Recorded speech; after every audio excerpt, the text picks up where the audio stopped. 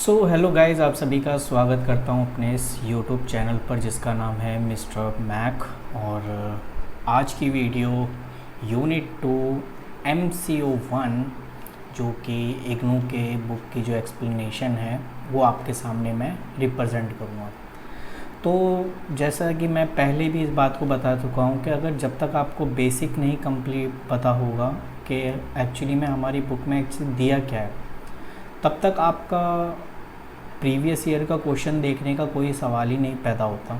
ठीक है, तो इसीलिए पहले आप बेसिक कंप्लीट कर लीजिए। मैं हाफ़ एन आवर की वीडियोस बना के आपके बेसिक कंप्लीट कर दूँगा। तो अगर आप एक दिन में 4 से 5 वीडियो भी देख लेते हैं तो कहीं ना कहीं आपका ब्लॉक 1 ख़त्म हो जाएगा। और ऐसे ही 4-5 दिन में आपकी ये जो कह सकते हो कि पूरी बुक ख़त्म हो जाएगी। तो आप उसी तरीके से आप अपनी प्रिपरेशन कर सकते हैं और फिर उसके बाद आप प्रीवियस ईयर के क्वेश्चन पेपर आप देखिए तो आपके लिए इजी हो जाएगा। तो वो भी चीज़ मैं अपलोड करूँगा। सबसे पहले मेरा यही है कि मैं आपको सबसे पहले बेसिक चीज़ों के बारे में बताऊँ। यूनिट 1 का ऑलरेडी मैंने वीडियो अपलोड कर चुका हूँ, आप वो देख सकते हैं। लिंक मैं डिस्क्रिप्शन में या आपके साइड में यहाँ आ रहा होगा। और जो आपका सेकेंड यूनिट है वो ऑर्गेनाइजेशन थ्योरीज़ के बारे में बात करता है, तो इसके भी हम इसमें करेंगे। तो बाकी की और भी इन्फॉर्मेशन लेना हो तो आप मेरे टेलीग्राम चैनल पे ज्वाइन कर सकते हो। मैक्स सर MCOM BCOM, ठीक है, इग्नू लिखा होगा उस पर, मैक्स सर डाल देंगे तो ऑब्वियसली आ जाएगा मेरा। ठीक है ना, तो आप वहाँ पे ज्वाइन हो सकते हैं। अदरवाइज़ मैं लिंक डिस्क्रिप्शन में डाल दूँगा तो आप वहाँ से भी ज्वाइन हो सकते हैं। चलिए अब आगे मैं इस सीरीज़ को आगे बढ़ाते हैं। तो इसमें हमें क्या पढ़ना है, हमने कॉन्सेप्ट ऑफ ऑर्गेनाइजेशन ऑलरेडी पढ़ रखा है जो कि यूनिट 1 में है। तो दोबारा इसे पढ़ने की ज़रूरत नहीं है क्योंकि मैंने आपको पहले ही कहा कि हम फालतू की चीज़ें इसमें पढ़ेंगे नहीं, क्योंकि टाइम को भी ध्यान में हमें रखना पड़ता है। उसके बाद हमने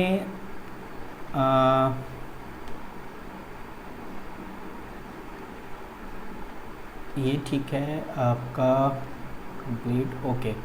तो इम्पॉर्टेंस ऑफ ऑर्गेनाइजेशन के बारे में पढ़ लेते हैं कि ऑर्गेनाइजेशंस के क्या इम्पॉर्टेंस है। तो अगर मैं बात करूं कि ऑर्गेनाइजेशन की इम्पॉर्टेंस की, तो सबसे पहले आपको एक फैसिलिटेट एडमिनिस्ट्रेशन देता है। फैसिलिटेट का मतलब एक सिंपल सा समझिए कि आप कोई भी काम कर रहे हो तो नॉर्मली एक आपको सारी चीज़ें अवेलेबल है और उसके रिगार्डिंग आप उसको अच्छे से एडमिनिस्टर कर रहे हो, ठीक है, उसको चला रहे हो। तो ये कह रहा है sound of organization facilitate management to relate source flow of continuously to overall object. It provide appropriate platform from the management can perform the function planning direction coordination motivation and control. तो simple सा आप ये logic समझिए कि मैं काम कर रहा हूँ तो मेरे पास वो सारी चीज़ें अवेलेबल है क्योंकि मैंने पहले से प्लानिंग कर लिया है, उसके रिगार्डिंग मैंने डायरेक्शन भी कर दिया, कोऑर्डिनेशंस वगैरह सारे हैं, ठीक ठाक हैं। तो ओबियसली एक अच्छा परफॉर्मेंस हो सकता है, अच्छे से इसको चलाया जा सकता है। तो वही कह सकते हैं फैसिलिटेट एडमिनिस्ट्रेशन। उसके बाद है फैसिलिटेट ग्रोथ एंड डाइवर्सिफिकेशन, यानी it help in organization elaboration growth and diversification of achieve is facilitate to clear division of work. क्योंकि आपको जब ये पता चल जाएगा कि आपको किसको क्या काम देना है तो उसके रिगार्डिंग आप प्रॉपरली अच्छे से उस चीज़ को एक्सप्लेन कर सकते हो, ठीक है। और जैसा कि मैंने कहा फ्लेक्सिबल हो जाएगा डिसेंट्रलाइजेशन ऑर्गेनाइजेशन। अभी डिसेंट्रलाइजेशन का मतलब क्या होता है ये भी आपको मैं थोड़ा बताता हूँ। डिसेंट्रलाइजेशन का मतलब होता है अपनी पावर को अलग अलग में बांट देना, ठीक है। जैसे टॉप मैनेजमेंट के लोग हैं, मिडल एंड देन लोअर, तो उन्होंने क्या किया, अपने पावर को बांट दिया तीनों लेवल में, तो उसको कहते हैं डिसेंट्रलाइजेशन। आप रिसोर्सेज का अच्छे से ऑप्टिमम यूटिलाइज कर सकते हो, उसका वेस्टेज नहीं होगा। आप स्टिमुलेट क्रिएटिविटी भी आप अच्छे से कर सकते हैं, आपकी खुद की एक सोच भी हो सकती है। And encourage humanistic approach, obviously आपके साथ 4-5 लोग मिलके काम कर रहे हैं, टीममेट काम कर रहे हैं, तो सारे लोगों की एक अपनी अपने व्यूज़ होंगे, अपने अपने आइडियाज़ होंगे जो कि आपस में शेयर करेंगे, उसके रिगार्डिंग बात। उसके बाद करते हैं step in the organization process. इतना ज़्यादा कुछ खास नहीं है लेकिन फिर भी मैं आपको समझा देता हूँ कि ये है क्या, क्योंकि हम बुक की एक्सप्लेनेशन पढ़ रहे हैं तो कहीं ना कहीं हमें ये भी करना पड़ेगा। तो बात करूँ स्टेप इन ऑर्गेनाइजेशन प्रोसेस की, आप 12th की बुक से भी पढ़ सकते हो, ठीक है। और आप यहाँ पे भी पढ़ ही रहे हो। तो प्रोसेस की बात करें तो सबसे पहले आपको अपना ऑब्जेक्ट डिसाइड करना पड़ेगा, आपका ऑब्जेक्ट क्या है। फिर identification and grouping of an activities, कि आप उसके रिगार्डिंग क्या एक्टिविटीज़ करेंगे। Third is allotment of duties, duty allot करना। सबसे पहले आपने ग्रुप बना दिया, identify the group, and then उसके बाद आप उन्हें ड्यूटी प्रोवाइड कराओगे कि उन्हें क्या करना है। फिर डेवलपिंग ऑफ रिलेशनशिप, देन किस तरीके से काम करना है, कैसे कोऑर्डिनेट होकर काम करना है, and integration of this group and activities. ठीक है, तो ये कुछ पॉइंट हैं प्रोसेस के, और ये 1 बाय 1 चलते रहते हैं, यानी पहले पे यही होगा, दूसरे पे फिर ये, तीसरे पे ये, आगे पीछे आप नहीं कर सकते। ठीक है, तो ये था प्रिंसिपल ऑफ ऑर्गेनाइजेशन। ऑलरेडी मैंने यूनिट 1 में अपलोड कर दिया है, तो आपको वहाँ से हेल्प मिल जाएगी। उसके बाद क्लासिकल थ्योरीज ऑफ और ऑर्गेनाइजेशंस के बारे में हम पढ़ेंगे कि कितने टाइप्स के आपके थ्योरीज होती है। तो सबसे पहले इसमें बता रखा है classical theories of organization. Classical आप कह सकते हो, ट्रेडिशनल कह सकते हो कि ये एक तरीके से ब्यूरोक्रेसी। देखो आपके पास क्लासीफाई यानी classically theories are develop of 3 stream, bureaucracy, administrative theory and scientific management. ठीक है, तो इसमें क्या है, कहीं ना कहीं हम इसी के क्लासिक थ्योरीज़ के बारे में पढ़ेंगे कि इसमें हमें ब्यूरोक्रेसी के बारे में, administration theory and scientific theory management के बारे में। सबसे पहले ब्यूरोक्रेसी की बात कर लेते हैं कि ब्यूरोक्रेसी का मतलब क्या होता है। देखो ब्यूरोक्रेसी का सिंपल सा मतलब क्या कह रहा है कि bureaucracy is defined as the system of organisation in which role, task and relationship among people and position are clearly defined, carefully prescribed and controlled accordance with formal authority, and any deviation from rule regulation view of very seriously. And the bureaucratic theories was systematically developed by Max Weber। इतना ज़्यादा पढ़ने की ज़रूरत नहीं है, आप यहाँ से लेके यहाँ तक पढ़ सकते हैं। तो bureaucracy is defined as a system of organisation in which role, task and relation among people and position are clearly defined.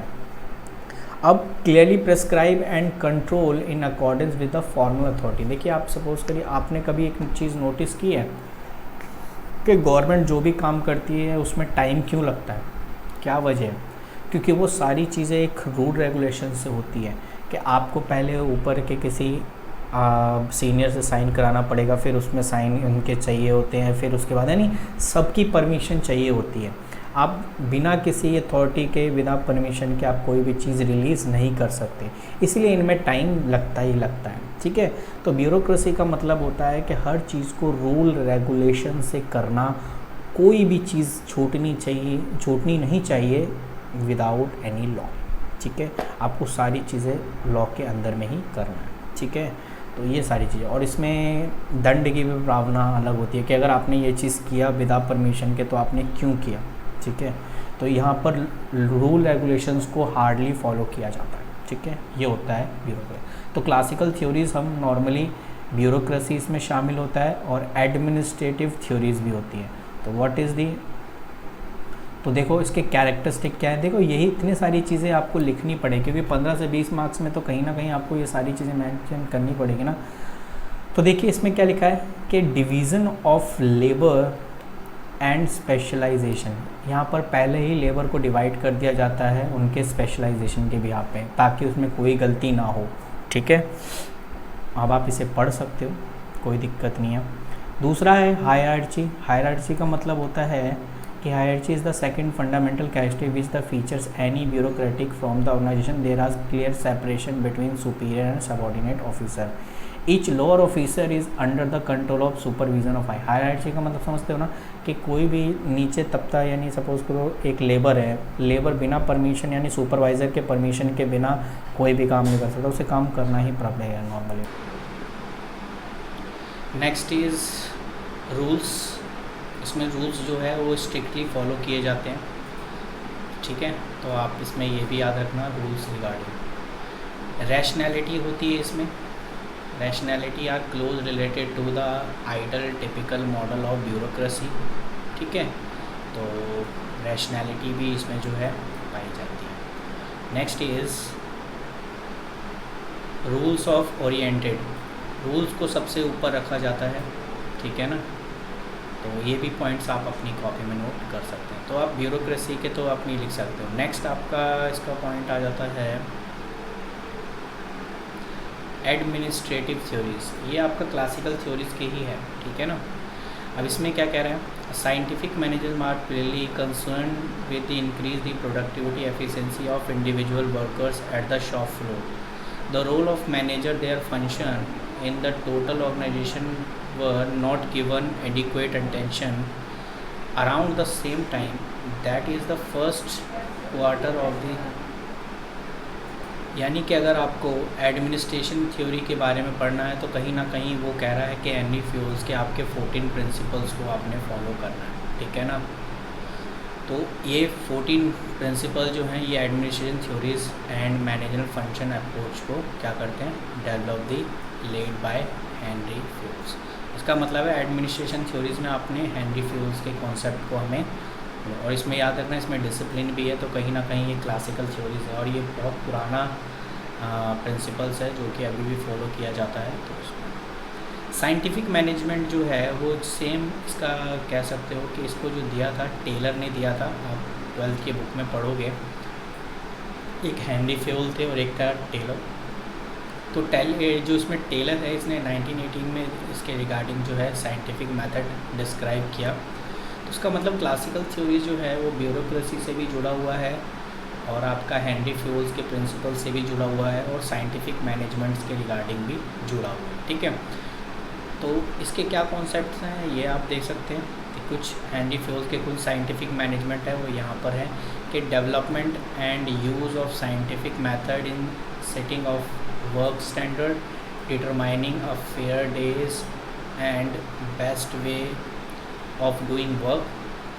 Second is scientific selection and placement of work best suited to perform the various tasks and provision of their training and development for efficiency, यानी development and use of scientific method in setting work standard, determine fair day work and the best way of doing work।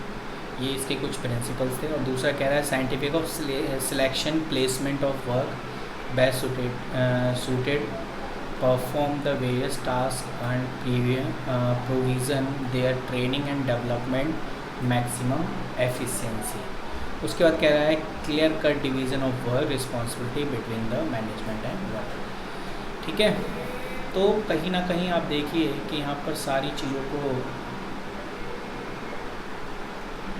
जो आपके scientific management के regarding है वो सारी चीज़ें जो है हेनरी फ्यूल से कुछ ना कुछ अलग है, ठीक है। आपको कह रहा है कि आप एक साइंटिफिक मेथड जो है वो तलाश करिए ताकि हम उसे अच्छे से उस काम को कर सकें, ठीक है। और एक ऐसा placement of workers best suited perform the various task, ठीक है। वही वाली बात है कि आप एक काबिल वर्कर्स को अपॉइंट कर सकते हैं। तो ये कह रहा है number of technique were developed to the facilitate scientific management and taken together following technique on this. आप इसके अंदर टाइम स्टडी कर सकते हो कि कौन से लेबर यानी कौन से मजदूर कितने टाइम तक काम कर सकें, ठीक है।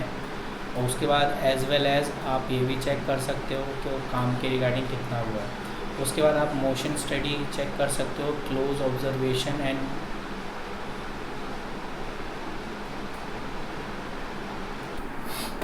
मैंने माइक लगाना बाद में मैंने यहाँ से हटा था तो शायद माइक की प्रॉब्लम हो गई होगी, तो शायद मैंने माइक लगा लिया है तो मे बी जो प्रॉब्लम हो रही होगी वो सॉर्ट आउट हो जाएगी।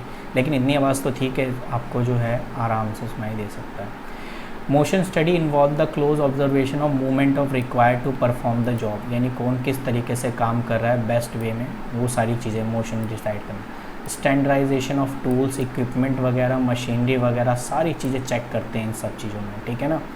इसमें हम सारी चीज़ें machine speed, group work and repair, ये सारी चीज़ें इसमें शामिल होती हैं।